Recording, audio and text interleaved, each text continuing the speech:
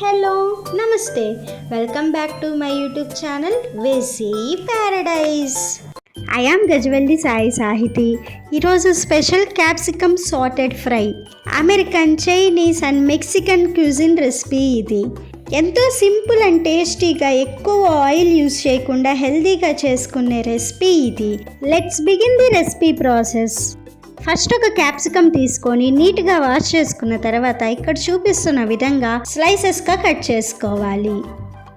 జనరల్గా క్యాప్సికమ్ తినడానికి అంత తొందరగా ఎవరు కన్విన్స్ అవ్వరు, but try out this recipe.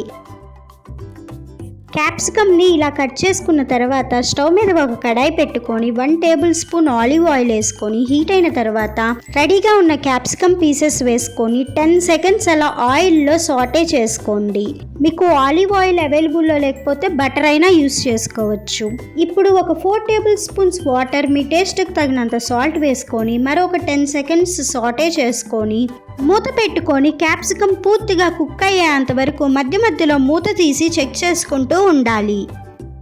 Deep fry చేసుకోకుండా ఫ్రై రెసిపీస్ తినాలనుకునే వారికి ఇది బెస్ట్ ఆప్షన్.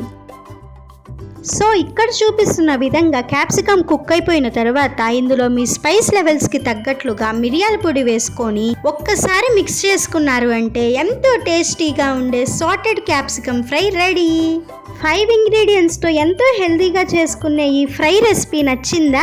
అయితే వెంటనే ట్రై చేయండి.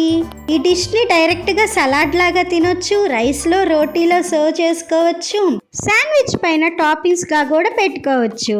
Stay tuned for more interesting recipes. Please do watch, like, share, comment and subscribe to my YouTube channel. Thank you for watching. Bye bye.